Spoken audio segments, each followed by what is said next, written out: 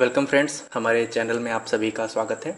आप बने रहें। अगर आप पेपर 1 की तैयारी कर रहे हैं, पेपर 1 से जुड़े हुए हम सारे यूनिट्स पे डिस्कशन करेंगे और basically NTA NET JRF, CSIR NET JRF और UPHCSC Uttar Pradesh higher education service selection board जो है, जिससे असिस्टेंट प्रोफेसर का एग्जाम कंडक्ट कराया जा रहा है, वो सारे स्टूडेंट्स हमारे साथ जुड़े रहें। हम आपको 110% यहाँ से जो मैटर प्रोवाइड करेंगे वो आपका एग्जाम में काम आने वाला है। तो टाइप्स ऑफ रिसर्च पे डिस्कशन कर रहे हैं हम। एक्सपेरिमेंटल रिसर्च की बात करेंगे, प्रायोगिक शोध की बात करेंगे। बहुत इंपॉर्टेंट पार्ट है। इससे जुड़े हुए जो भी आपके डाउट्स हैं इस वीडियो के बाद आपके वो क्लियर हो जाएंगे। ठीक है, चलिए स्टार्ट करते हैं बिना कोई समय गंवाए हुए।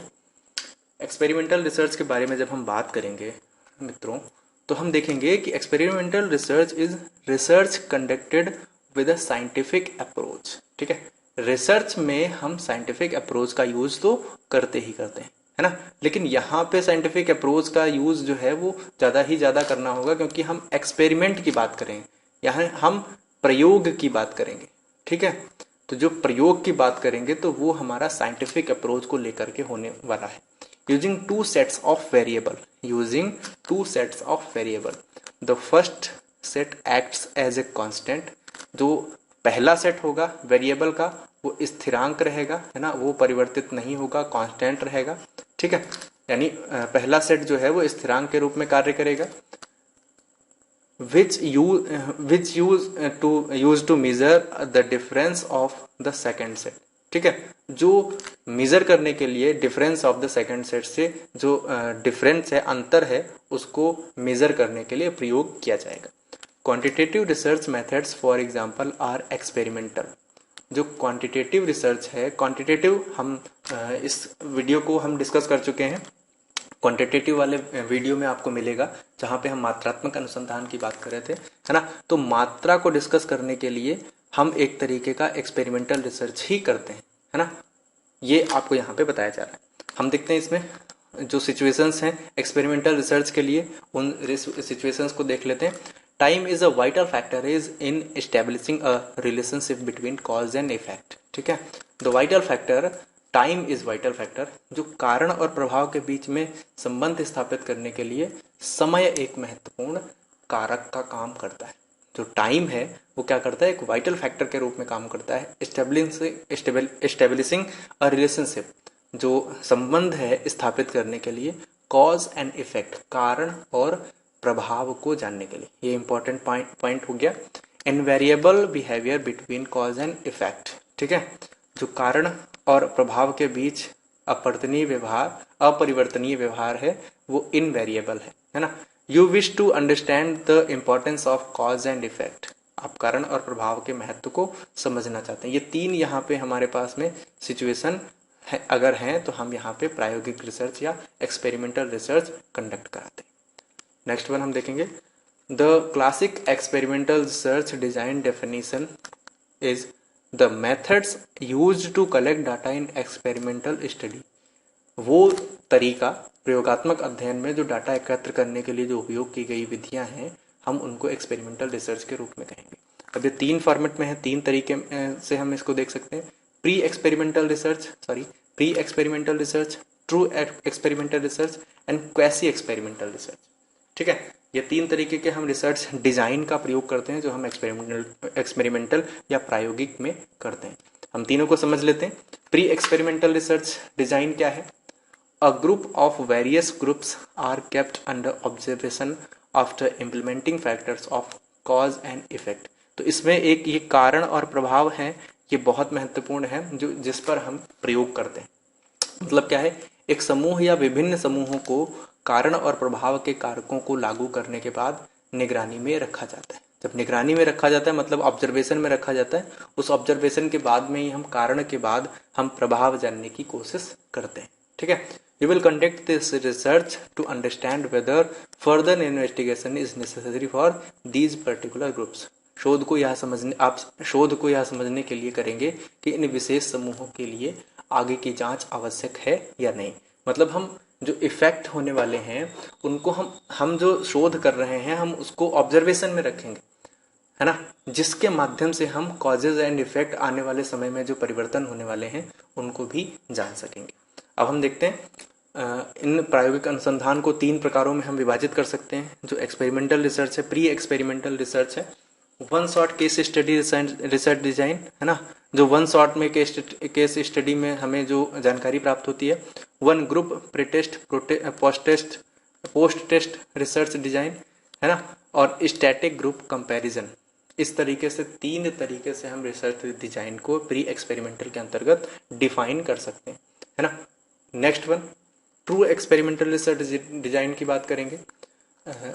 True experimental research design research relies on statical analysis to prove और डिसअप्रूव अ हाइपोथेसिस। वो क्या करता है, जो हमारा वास्तविक प्रायोगिक शोध किसी परिकल्पना को, किसी हाइपोथेसिस को एक्सेप्ट करता है या फिर उसको रिजेक्ट करने का काम करता है ना, जो कि सांख्यिकीय विश्लेषण यानी आपके स्टैटिकल एनालिसिस पर डिपेंड रहता है, निर्भर करता है।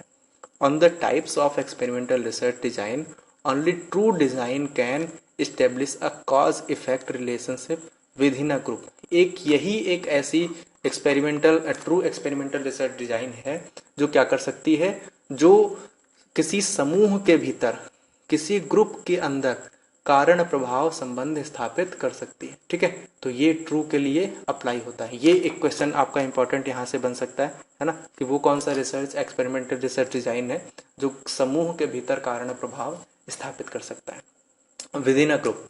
इन true experimental research 3 factors need to satisfy. ठीक है, 3 सेट्स यहाँ पे, 3 जो प्रकार हैं वो सेटिस्फाई करने के लिए होने चाहिए। There is a control group which would not be subject to change and a experimental group which will experience a changed variable। एक प्रायोगिक समूह जो परिवर्तित चर का अनुभव करेगा, एक चर जिसे शोधकर्ता द्वारा हेरफेर किया जा सकता है, यादृच्छिक विवरण।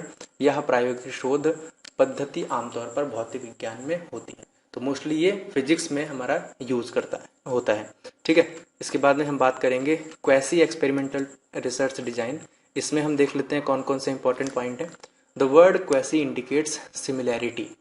अर्ध शब्द जो है वो समानता को इंगित करता है। Quasi indicates a similarity. A quasi experimental research design is similar to experimental but it is not the same. ये जो है ये प्रयोगात्मक के समान है और समान नहीं भी है। The difference between the two is the assignment of control group. ठीक है, लेकिन दोनों के बीच का अंतर यह एक नियंत्रण समूह का असाइनमेंट है। अब हम इसमें देख लेते हैं कुछ और points. In this research an independent variable is manipulated, है ना। इस शोध में एक स्वतंत्र चर में हेरफेर किया जाता है, लेकिन एक समूह में प्रतिभागियों को यादृच्छिक रूप से असाइन नहीं किया जाता। Quasi research is used in field settings where random assignment is either irrelevant और नॉट रिक्वायर्ड। एडवांटेजेस देख लेते हैं हम।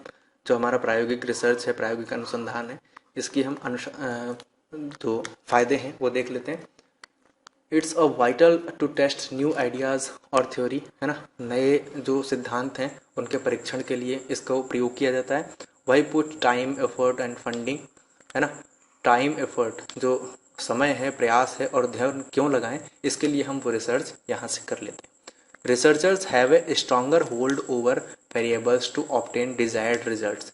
वांछित परिणाम प्राप्त करने के लिए शोधकर्ताओं की चर पर अधिक पकड़ होती है। ठीक है, जो हम कॉजेज एंड इफेक्ट की बात करेंगे तो हम उसके माध्यम से, वेरिएबल के माध्यम से इसे हम डिफाइन कर सकते हैं। द सब्जेक्ट और industry does not impact the effectiveness of experimental research, any industry can implement it for research purposes। मतलब विषय या उद्योग प्रयोगात्मक अनुसंधान की प्रभावशीलता को प्रभावित नहीं करता। कोई भी उद्योग इसे अनुसंधान उद्देश्यों के लिए लागू कर सकता है। इसके परिणाम जो हैं वो स्पेसिफिक हैं, विशिष्ट हैं। ठीक है, after analyzing the results you can apply your findings to similar ideas और सिचुएशन। आप एक परिणामों का विश्लेषण करने के बाद आप अपने निष्कर्ष को समान विचार या स्थितियों पर लागू भी कर सकते हैं। ये एक बहुत कॉमन फैक्ट हो जाता है।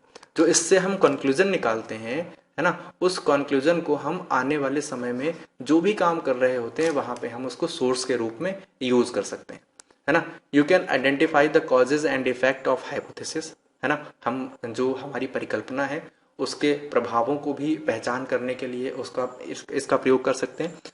Researcher can further analyze this relationship to determine more in depth ideas. और अधिक गहन विचारों को निर्धारित करने के लिए शोधकर्ता इस संबंध का और विश्लेषण कर सकते हैं, है ना। पॉसिबिलिटीज बनी रहती हैं और भी इसके बारे में एनालाइज किया जा सकता है। डिसएडवांटेज देख लेते हैं, है ना। प्रयोग की शर्तें हमेशा कृत्रिम होती हैं, ठीक है, आर्टिफिशियल के रूप में रहती हैं। It can not be apply to study subjective phenomena. अब ये जो है, ये हमारा एक्सपेरिमेंटल रिसर्च जो है, ये हमारा सब्जेक्टिव फिनोमेना में यूज नहीं किया जा सकता, व्यक्तिपरक घटनाओं में इसको लागू नहीं किया जा सकता। There may be factors in external to the experiment that distort the result। प्रयोग के बाहरी कारक हो सकते हैं जो परिणामों को विकृत कर सकते हैं, ये एक इसके डिसएडवांटेज है। It requires a significant investment of time. इसके लिए समय के एक महत्वपूर्ण निवेश, इसके लिए मतलब एक जो टाइम है उसका अच्छा खासा पार्ट लगता है। डेटा को ट्रांसक्रिप्ट करते समय मानवीय त्रुटि का एक मार्जिन होता है जो परिणामों की रिपोर्टिंग से समझौता कर सकता है। मतलब जो क्वांटिटेटिव रिसर्च है, यहाँ पे मैंने आपको बताया कि अगर हम डेटा कलेक्शन कर रहे हैं और डेटा कलेक्शन में अगर हम कोई भी फॉल्ट करते हैं, है ना, अगर कोई भी हम यहाँ पे फॉल्ट करते हैं तो जो रिजल्ट है, जो इससे आने वाला जो रिजल्ट है ना, वो आपका बिल्कुल ठीक नहीं आएगा, वो आपका जो है वो दिक्कत कर जाएगा। आगे देखते हैं हम, नैतिक दुविधाओं से प्रभावित हो सकते हैं। उदाहरण के लिए जानवरों या मनुष्यों के साथ प्रयोग के संबंध में जब हम ये करेंगे तो हम नैतिक दुविधाओं में, है ना, हम क्या करेंगे, हम एथिकल डिलेमा में यहाँ पे पढ़ सकते हैं, क्योंकि वहाँ पे उनके कॉजेज और इफेक्ट में कोई भी समस्या हो सकती है, तो इसलिए बहुत एहतियात बरतने की आवश्यकता है। नमूना पर्याप्त प्रतिनिधि नहीं हो सकता, मतलब जो सैंपल है may not be representative enough, ठीक है। तो ये सारी समस्याएं हमें इसके अंतर्गत आती हैं। तो इस तरीके से हमने क्वांटिटेटिव रिसर्च की बात कर ली। फ्रेंड्स, अगर आप हमारे साथ जुड़े हुए हैं तो आप अगर कोई भी एग्जाम की तैयारी यूपीएससी से SIR UGC नेट JRF की तैयारी कर रहे हैं और पेपर 1 के बारे में आपको कोई प्रॉब्लम होती है तो 10 की 10 यूनिट्स हम यहाँ पे आपके समक्ष डिस्कस करने वाले हैं, है ना। कोई भी नोट्स या वीडियोज या कोई भी ऐसी प्रोसेस होती है जिसमें आपको दिक्कत होती है तो हमें कांटेक्ट कर सकते हैं। और आपको अगर न्यू बैचेस ज्वाइन करने हैं, है ना, अगर न्यू बैचेस हमारे ज्वाइन करने हैं तो आप हमें कांटेक्ट कर सकते हैं। Thank you.